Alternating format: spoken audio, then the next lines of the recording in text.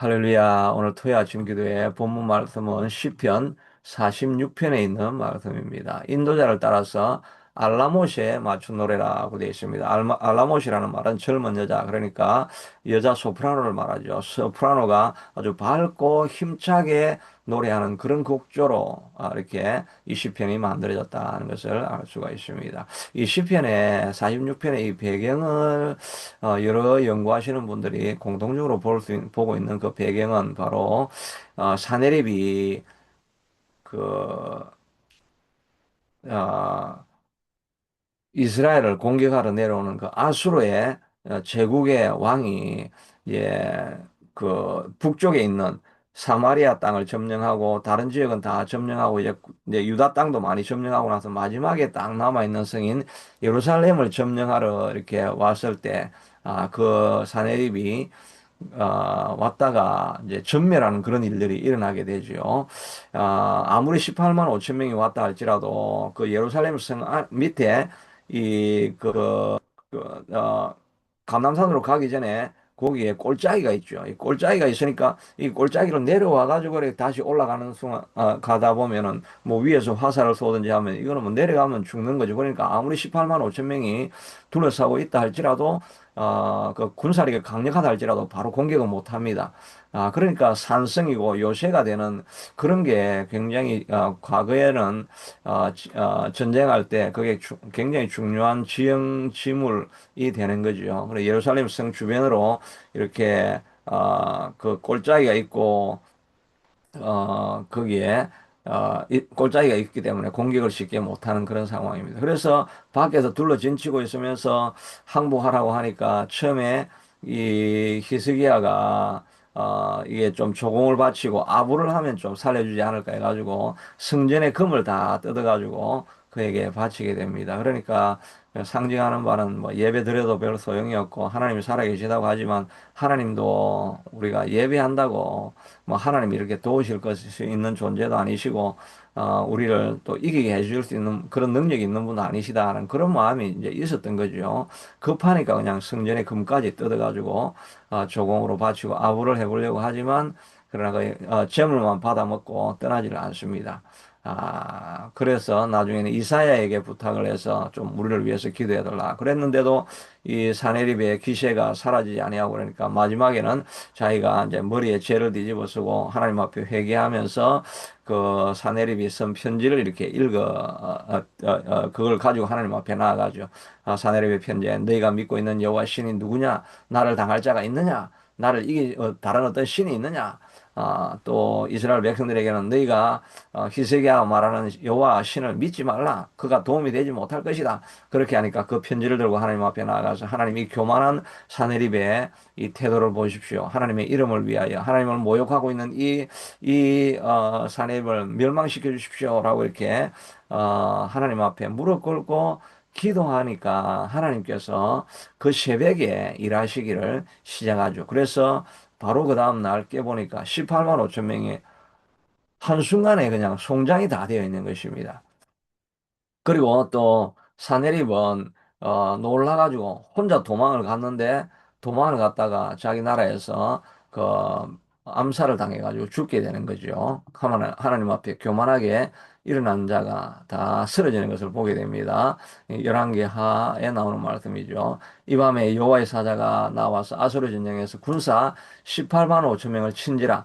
아침에 일어나 보니 다 송장이 되었더라. 하나님의 천사가 일어나서 치니까 그 도저히 불가능했던 이 18만 5천 명이 하루아침에 다 죽어버리는 것입니다. 그리고 아수르 왕은 니느웨로 떠나서 사내립이 떠나서 니느웨에 거주하더니 아드람멜렉과 사레셀이 그를 칼로 쳐 죽이고 가서 암살을 당하게 된 것입니다. 하나님 위에 높아진 세력들은 이렇게 하루아침에 다 사라져 버리는 이런 것을 경험한 것입니다. 이 승리를 경험하고 나니까 너무나 기쁜 가운데 우리 하나님은 피난처시요, 우리의 힘이시요, 또 우리가 만날 큰 도움이시라 이런 찬송을 부르게 되는 것입니다. 그래서 땅이 변하여 산이 흔들려 바다 가운데 빠지든지 산이라는 것은 무엇입니까? 흔들리지 않는 그 기초가 되는 거죠. 우리 인생에 가장 흔들리지 않는 기초였는데 그것이 막 흔들려 가지고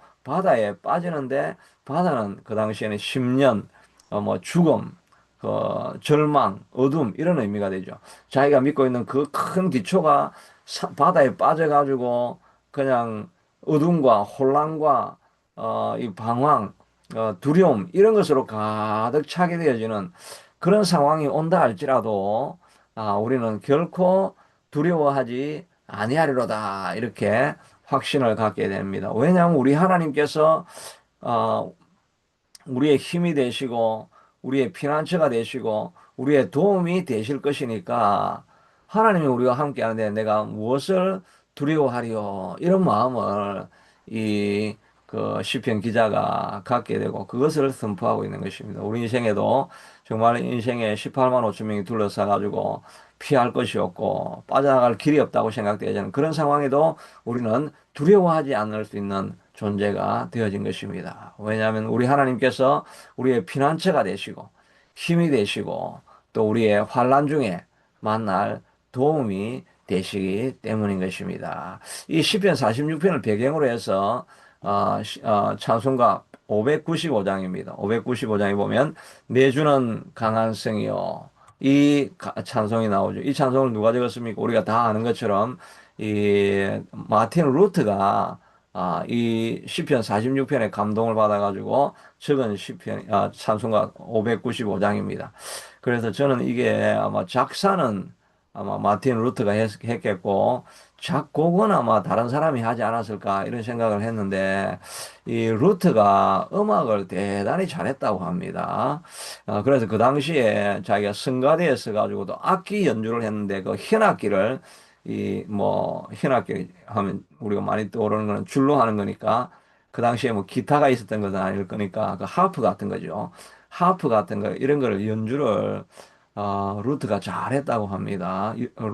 마틴 루트도 음악가였다는 걸 저도 처음 알게 되었는데 곡을 이렇게 붙여가지고 가사를 만들어가지고 이걸 곡을 붙였습니다. 그래서 종교개혁을 할 때, 이, 어, 그 종교개혁을 하고 두려움을 떨고 있는 사람들 앞에서 이 찬송을 통해서 영감을 불어 넣어준 것이죠. 이 시편 46편을 보면서 이런 찬송가를 지었는데 그 가사가 보니까 내주는 강한 성이요 방패와 병기 되시니 큰 환난에서 우리를 구하여 내시리로다. 옛 원수 마귀는 이때도 힘을 써 모략과 건세로 무기를 삼으니 천하에 누가 당하겠느냐. 야, 이 1절까지만 이 찬송을 하게 되면 마귀가 사단이 승리한다는 걸로 끝나게 됩니다. 이 찬송은 반드시 3절까지 다 해야 됩니다. 그러니까 마귀는 천하에 누가 당하겠느냐. 그런데 그때 2절에 보니까 내 입만 의지할 때는 피할 수밖에 없도다. 힘 있는 장수 나와서 날 대신하여 싸우네. 이 장수 누구냐? 그래서 만군의 주로다. 당할 자 누구랴? 반드시 이기리로다. 천하에 그 사단을 당할 자가 없는데 우리를 도우실 수 있는 장수가 나온다는 것입니다. 우리의 장수가 나와서 싸우니까 이 장수를 도대체 이길 자가 누가 있겠느냐 하면 우리의 사단이 뭐 아무리 많아도 우리가 이길 수밖에 없을 것이다. 이 땅에 마귀가 들끓어 우리를 삼키려 하나. 이 당시에 뭐 마귀로 상징되어진 것은 그 가톨릭 그 많은 주교들 또 하여튼 감독들 뭐 이런 세력들이라고 할 수가 있겠죠. 그런 마귀들이 들끓어서 우리를 삼키려나 겁내지 말고 섞어라. 진리가 이기리로다. 진리라는 것은 무엇입니까? 복음이지 않습니까? 그 당시 가톨릭은 그냥 예배와 제사를 잘 드리면 우리의 공로를 통해 가지고 구원을 얻을 수 있다라고 하는데 마틴 루터는 깨닫고 오직 우리는 믿음으로만 구원을 받을 수 있다. 재물을 바친다고 헌금을 많이 한다고 구원을 받는 것이 아니라 오직 의인은 믿음으로 믿음에 일어나니 믿음으로 우리가 의롭게 되어지고 구원을 받는 것이다라고 하는 이 진리가 반드시 이길 것이다 라고 하는 그런 결단을 하는 거죠. 그래서 친척과 재물과 명예와 생명을 다 빼앗긴데도 진리는 살아서 그 나라가 영원하리로다. 내가 모든 것들 다 명예와 또 그 당시 교수로 살아가면서 뭐 이런 모든 지위들을 다 잃는다 할지라도 나는 이 진리를 사수하며 나아가겠다라고 하는 그런 결단과 선포가 있는 것을 보게 되지요. 그러면서 이 마틴 루터가 그, 칼 오세죠. 칼 황제가 와서 네가 말하고 있는 그 95개 조항을 포기하라라고 하는 그 변론을 하라고 이렇게 그 자리에 보름서 회의할 때 나아가면서 그가 고백하기를 보름서 그 교회에 있는 그 기와 짝만큼 많은 마귀들이 나를 기다린다 할지라도 나는 두려워하지 아니하고 달려나가겠다라고 해서 거기 가서 유명한 말을 하죠. 네가 한 이야기를 다 철회해라. 그러면 내가 살려주겠다 하니까 나는 결코 하나님의 진리를 포기할 수 없습니다. Here I stand. God help me. 하나님 나를 도와주십시오. 내가 여기에 서 있나이다라고 하는 그 유명한 말을 했지요. 그래서 이 마틴 루터도 이 시편을 통해서 영감을 받았다는 것을 알 수가 있습니다. 그런데 이 마틴 루터가 고백을 하면서 이게 보니까 많이 사단에 대해서 이야기를 하고 있지 않습니까? 그러니까 이 마틴 루터도 이 spiritual warfare, 영적 전투가 있다는 그 영적 전투의 그 최전선에 있는 그런 마음을 가지고 살아간 것을 보게 됩니다. 자기들을 대항하고 있는 그런 모든 세력들에 대해서 이건 영적인 전투다. 사단이 그 뒤에서 배경에서 조종하고 있다는 이런 의식을 가지고 있었던 것을 보게 됩니다. 우리가 이 땅을 살아가면서 사실은 우리가 spiritual warfare, 이 영적인 전투 가운데 있는 것입니다. 사람이 아니라 그 뒤에 있는 악한 사단이 사람들을 조종하고 환경을 어렵게 만들어가고 또 갈등하는 그런 구조로 만들어가고 이렇게 해서 우리를 힘들게 만들려고 하는 것이 사단의 그런 계략이라는 걸 알 수가 있죠. 사단의 계략과 권세를 우리가 모르는 바가 아닌 것입니다. 영적인 싸움을 통해서 우리가 예수님의 이름을 가지고 우리가 달려나가야 할 것입니다. 나아갈 때 우리가 이 18만 5천 명이 우리 주변에 둘러서 있습니다. 마치 보름서 회의에 갈 때 그 수많은 주교와 황제와 그, 그 교주들 이런 사람들이 다 마치 있는 것이 18만 5천 명이 둘러서 있는 그런 큰 환란과 같은 그런 존재를 할지라도 우리 하나님이 함께 가시면 우리가 기뻐하고 즐거워할 수 있다라고 말하고 있는 것입니다. 우리 하나님은 우리의 피난처가 되시고 또 환란 중에 큰 도움도 되신다고 합니다. 어려움이 있을 때 주님은 우리를 즉각적으로 도우실 수 있는 그런 분이시라고 말하고 있습니다. 어느 한 목사님이 그 말씀을 전하러 뉴욕에 그 옛날 이야기죠. 4, 50년 전에 뉴욕에서 말씀을 선포하러 이렇게 가게 되는데 해외에 나가는 것이 그렇게 드문 일 아닙니까? 그때 나가서 말씀을 증거하러 갔다가 아마 거기가 미국이야. 미국 사건도 있지만 브라질에 이렇게 말씀을 전하러 갔다가 전하고 나서 이제 한국으로 귀국을 해야 되는데 갑자기 경찰이 와가지고 패스포트를 보자고 이렇게 해서 패스포트를 보여주니까 그거를 들고 이제 도망을 그걸 주지 않는 것입니다. 봤으니까 돌려줬어야 되는데 주지를 않는 것입니다. 그러면서 좀 돌려주십시오, 돌려주십시오 하니까 그냥 그걸 가지고 그냥 도망을 가버린 것입니다. 경찰인데. 그러니까 그 당시에는 부정부패가 많아가지고 뭐 패스포트 보자 그러면 돈을 이렇게 좀 집어줘야 되는데 뭐 그 당시에 그런 배경이나 문화도 알지 못하고 있다가 그냥 보여주고 당연히 돌려받을 줄 알았는데 그냥 그걸 갖고 도망을 간 것입니다. 갑자기 그 50년 전에 패스포트가 잃어버리면 뭐 어떻게 영사관이 있는 것도 아니고 도움을 받을 수도 없고 그냥 거기서 완전히 이제 한국으로 돌아가서 주일 예배를 드려야 되는데 예배를 못 드리는 그런 상황이 된 것 아닙니까? 그러면서 그가 공항에 앉아가지고 하나님 앞에 눈물로 간절히 기도하며 하나님 내가 여기 말씀 전하러 왔다가 고아가 되고 그 국제 고아가 되었습니다. 하나님 이거 어떻게 해야 됩니까? 하고 눈물로 기도하고 있는데 어떤 사람이 딱 지나가면서 목사님 아니십니까? 그러면서 자기를 안다는 것입니다. 아니 자기를 어떻게 합니까? 옛날에 제가 한국에 있었는데 한국에서 목사님 얼굴을 한번 뵌 것 같습니다. 왜 그렇습니까? 내가 지금 누가 패스포트를 들고 도망을 가버렸다. 그렇게 여기는 경찰들이 부패해가지고 그런 걸 보여달라 그러면 돈을 줘야 되는 겁니다. 그러니까 하여튼 도망을 가서 이게 어디에 갔는지 거기에서 뭐 공항을 막 뒤지고 거기에 있는 다른 사람들 찾아가고 그분들이 막 그분이 쫓아다니면서 찾다가 그런 이야기, 그런 내용들을 잘 아니까 아마 이 화장실에서 버렸을 것입니다. 그러면서 가서 보니까 화장실에 쓰레기통에 그게 버려져 있는 거죠. 그래서 그걸 찾아가지고, 다시 한국으로 돌아와서 예배를 드릴 수 있게 되었는데, 정말 아득하고 깜깜하지 않습니까? 정말 우리가, 외국에 나갔는데, 패스포트를 잊어버렸다. 그럼 한국에 못 들어오는 거죠. 그러나 지금은 뭐 영사관이 다 있고 해서 영사관에 가가지고 시간은 좀 걸리지만 뭐, 한국으로 돌아갈 길이 있지만, 그 당시에는 뭐, 그거는 전혀 뭐 어떻게 회복할 수가 없는 것입니다. 이거 뭐 한국으로 돌아올 수 있는 길이 없는 그런 깜깜한 그런 상황에서도 환란 중에 만날 도움이십니다. 어려움을 당하고 힘든 일을 당하고 갑자기 정말 큰 낭패를 당하고 눈앞이 캄캄한 그런 상황이어도 하나님 앞에 눈물로 기도하니까 하나님께서 도울 사람을 보내어 가지고 그 문제를 해결할 수 있다고 누가 생각을 했겠습니까? 그러나 하나님은 우리의 피난처시고 도움이 되어서 우리를 이기게 해주신다는 것입니다. 그러므로 하나님은 우리의 도움이 되시는 줄로 알고 환란 중에서 갑자기 급박하게 닥친 이 뭐 상상할 수 없는 이런 문제라 할지라도 우리 하나님께서 피난처가 되시고 도움처가 되시는 것인 줄로 알고 우리가 두려워하지 아니하고 절망하지 않아야 할 것입니다.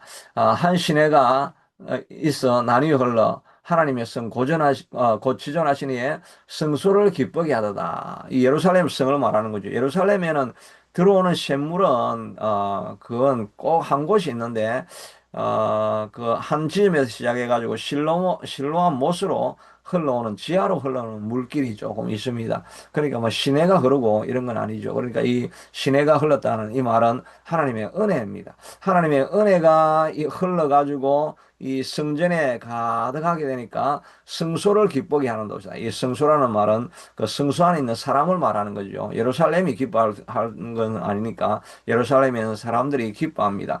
밖에는 사내립이 15만 8천 명으로 둘러싸고 있는데 그 안에는 하나님의 은혜가 흘러가니까 하나님의 성령의 임재가 가득해지니까 사람들이 그 안에서 오히려 기뻐하고 즐거워하며 잔치하는 역사가 일어나게 된다는 것입니다. 하나님이 그 성중에 예루살렘 성에 계심에 성이 흔들리지 아니할 것이라.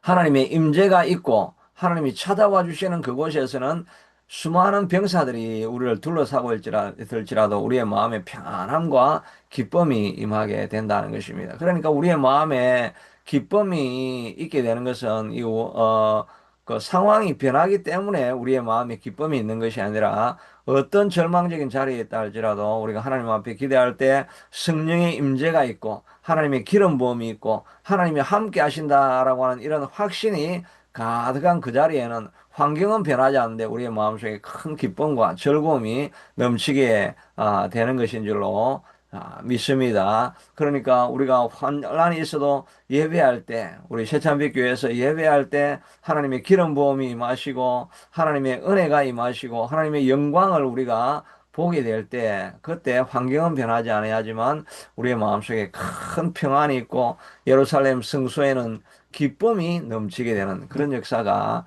일어나게 될 것입니다. 그러므로 우리가 구해야 될 것은 하나님이여 이런 모든 환경은 우리를 둘러싸고 우리를 억압해서 우리를 절망하게 하고 두렵게 만들고 앞으로 미래가 어떻게 될 것인지 앞으로 우리 앞에 있는 이 상황들이 어떻게 될 것인지 두려움과 떨림이 우리 속에 가득할 것입니다. 그러나 주님과 함께하면 주의 임재를 우리가 경험하게 되어지고 기도할 때 하나님께서 우리에게 부으시는 은혜가 있으면 이런 모든 환난 가운데 큰 평안이 넘치는 역사가 일어나게 될 것입니다. 히스기야가 18만 5천 명 앞에 둘러싸여서 놀라고 환난 가운데 있었지만 기도할 때 이런 대적이 한순간에 무너지는 역사를 경험한 것처럼 우리도 하나님 앞에 기도하고 절망하지 아니하고 앞으로 전진해 나가면 우리 앞에 있는 모든 원수들은 다 쓰러지고 다 우리를 죽일 듯이 찾아오는 이런 위협들은 사라지고 하나님의 평강이 우리 가운데 넘치게 될 줄로 믿습니다. 그런 역사가 모두에게 넘치기를 소원합니다. 고마우신 하나님 감사합니다. 하나님 우리의 피난처시요 어, 환란 중에 우리의 피난처시요 우리의 힘이시며 환란 중에 만날 큰 도움이 되십니다. 18만 5천 명이 우리를 둘러싸고 있다 할지라도 하나님의 신혜가 우리의 마음속에 흘러가면 우리의 마음속에 큰 기쁨이 넘칠 것입니다. 하나님, 우리가 예배할 때 이런 큰 기쁨의 역사가 예배 때마다 흘러넘치게 하여 주시고 하나님의 도움의 손길을 경험할 수 있는 우리가 다 될 수 있게 하도록 하나님 은혜를 부어 주셔서 환난 중에 기쁨으로 찬송하며 노래하는 우리가 될 수 있게 하여 주옵소서. 예수님 이름으로 기도드리옵나이다. 아멘.